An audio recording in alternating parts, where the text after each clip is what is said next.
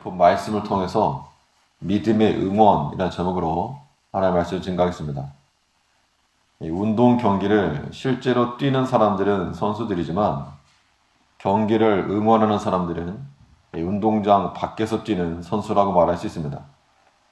그래서 이 응원하는 소리가 크면 사기가 올라가고 또 없던 힘도 생겨날 수 있음을 우리가 부인할 수가 없는 겁니다. 이 믿음의 경주를 하고 또 우리가 믿음의 싸움을 싸울 때에 우리가 응원하는 소리를 들어야 되는데 그 응원의 소리가 크면 믿음의 응원이 크면 사기가 올라가고 또 충분히 이길 수 있는 힘을 얻을 수도 있다는 겁니다. 그러면 이러한 믿음의 응원 소리는 어떻게 낼 것인가? 무슨 소리를 들어야 되는가? 먼저 이 기도하는 소리가 믿음의 응원하는 소리입니다. 우리가 믿음으로 살아가려 할 때 힘이 떨어지고 또 대적이 더 강할 때 그때 우리는 기도하는 소리로서 우리 영혼에 들려줘야 됩니다. 특히 싸움이 격렬할수록 그럴수록 우리에게는 더 큰 기도의 소리가 나타나야 되는데 1절에서 하나님이여 내 기도에 귀를 기울이시고 내가 간구할 때 숨지 마소서. 이 시편 55편은 다윗이 압살롬에게 쫓겨가면서 그 심정을 옮긴 시라고 알려져 있습니다. 그가 저질렀던 잘못을 깨닫는 것, 바사바의 관계를 깨닫는 것도 괴롭고 나단 선자로부터 지적받는 걸 생각하면 그것도 마음이 아프고 또 충신 우리아를 생각하면 그것도 마음이 무너지는데 거기에 덧붙여 자신의 아들에게 쫓겨가고 있는 겁니다. 얼마나 많은 사람들이 말을 해댔으며 또 다윗을 조롱하고 뒤에서 수군덕대고 아무튼 다윗이 견디기에 굉장히 어렵고 불편하고 또 싫은 그런 상황에 처했다는 겁니다. 이는 마치 코너에 완전히 몰려있는 그런 상황인데 그때 다윗이 꺼냈던 회심의 카드가 무엇인가 하면 하나 앞에 기도하는 거였습니다. 하나님이여 내 기도에 귀를 기울이시고 다윗의 모든 반응이 이와 같았습니다. 도액이 일어나서 그를 대적할 때에도 또 10거민들이 그를 무고히 고자질할 때에도 또 압살롬과 그와 함께 있던 모든 사람들이 그를 대적하고 비난하고 조롱하는 그때에도 자기 영혼을 무너지지 아니하게 하고 실망하지 아니하게 하고 낙심하지 아니하게 하고 도리어 기도하는 소리로서 그 영혼에 들려주었다는 겁니다. 자기 자신이 행한 것이 사실이고 또 현재의 상황이 누구에게 말하기도 부끄러운 것임을 알지만 다윗은 하나님을 향하여서 구원하여 주시기를 간구하고 있는 겁니다. 이것이 우리 믿음의 기도요. 또 우리 영혼을 응원하는 겁니다. 우리 응원해 줘야 됩니다.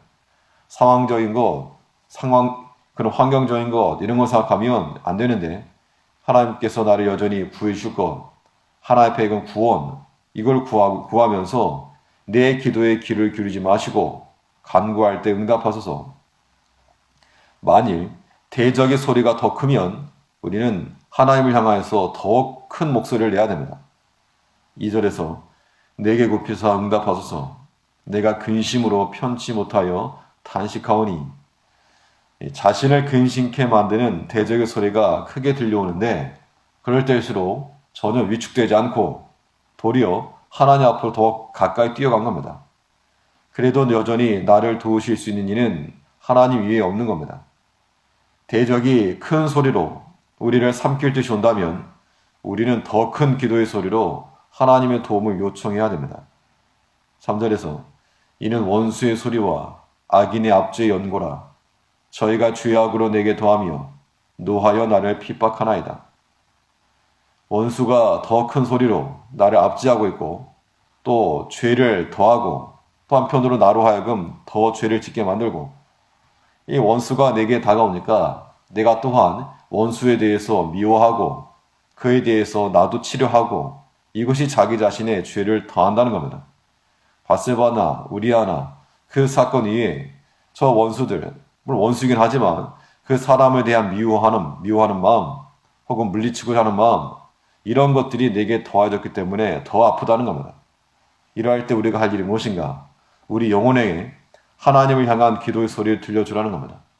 그럴 때 우리 영혼이 믿음의 응원을 입고 그 기도 소리를 통하여서 다시금 일어서고 지지 않는 그런 믿음의 싸움을 싸워나가는 겁니다. 기도하는 소리로서 대적의 위협을 가리울 때 그때 믿음의 승리가 우리에게 주어지는 겁니다. 또 우리가 이 믿음의 응원 소리를 어떻게 낼 것인가? 우리 영혼에 어떤 소리를 들려줄 것인가? 하나님의 위로하시는 소리가 믿음에 응원하는 겁니다. 우리는 우리 영혼에 대한 하나님의 위로하시는 음성을 반드시 들어야 됩니다. 아픔과 고난의 때 우리 마음을 위로하는 하나님의 음성이 들리기만 하면 이미 끝난 겁니다. 치유가 끝난 겁니다. 4절에서 내 마음이 내 속에서 심히 아파하며 사망의 위험이 내게 미쳤도다. 자기 자신이 마음도 아프고 고난이기도 하고 얼마나 속이 상했으면 내 속에서 심히 아파하며 그도 그럴 것이 자기의 충신도 없어졌고 또 자기의 아들로부터 고난당하고 있고 쫓겨가고 있고 또 많은 사람들은 조롱하고 있고 그래 왕인데 존경받아 마땅한데 도리어 왕이 저 모양이다. 이 왕이 피하여 도망가는 것이니 참 수치기도 하고 이건 말 못할 아픔이기도 하고 큰 고난이라는 겁니다. 일할 때 하나님의 위로하신 음성을 반드시 들어야 됩니다. 이 원수들의 그런 압제와 말할 수 없는 피할 수 없는 고난 때문에 두려움과 떨림이 엄습을 해도 하나님께서 내가 함께한다 라고 하는 그 한마디 위로가 우리로 하여금 힘을 얻게 하는 겁니다. 고난이 있냐 없냐 아픔이 있냐 없냐 이게 문제가 아니라 하나님의 위로를 받느냐 못 받느냐 그것이 문제라고 하는 겁니다. 하나님의 보호와 위로가 있으면 그래도 견딜 수가 있고 그거 없으면 아무리 작은 시험이라도 통과 못합니다. 5절에서 두려움과 떨림이 내게 이르고 황공함이 나를 덮었도다. 그 원수의 모든 대적으로 인해서 두려움과 떨림이 이르고 황공함이 덮었다. 내가 어찌할 수 없는 일들이 일어났다는 겁니다. 내가 컨트롤할 수 없고 내가 제어할 수 없는 일들 때문에 내가 심히 두렵고 아프고 떨린데 그럼에도 불구하고 이런 상황에서 우리 영혼이 살아날 수 있는 가능성은 6절에 나의 말이 내가 비둘기같이 날개가 있으면 날아가서 편히 쉬리로다. 내가 멀리 날아가서 광야에 거하리로다.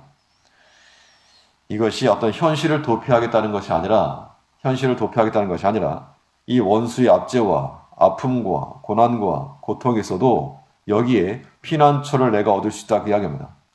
하나님을 인하여서 피난처를 삼겠다라고 하는 그 믿음의 의지인 겁니다. 7절에서는 내가 멀리 날아가서 광야에 거하리로다. 내가 피난처에 속히 가서 폭풍과 광풍을 피하리라 하였도다. 다윗이 그 광야 가운데서 이 폭풍과 광풍을 피하였던 그 반석, 이 피난처를 경험하였기 때문에 이제 내가 처한 여러 가지 이 폭풍과 광풍 같은 것 속에서 나를 온전히 보호해줄 수 있는 피난처, 나를 온전히 지키실 수 있는 그 하나님을 다시 기억하면서 내가 거기로 피하여 들어가겠다는 겁니다. 우리를 해롭게 하고 압제하고 또 우리에게 아픔을 주는 그런 일들이 일어날 때 우리가 할 수 있는 일들은 같이 싸우고 다투면 도리어 나의 죄악이 더해지는 것이기 때문에 그것은 피할 것이요.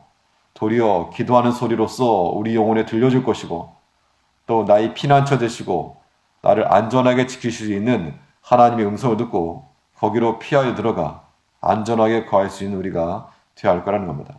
나의 피난처가 되셨던 하나님을 다시 기억하고 나를 여전히 사랑하시고 나를 도우시는 하나님을 인하여서 평안함이 임할 수 있는 믿음의 응원하는 소리가 우리 영혼에 들려질 수 있도록 힘써 응원할 줄 아는 우리가 되어야 될 줄 압니다. 기도하겠습니다.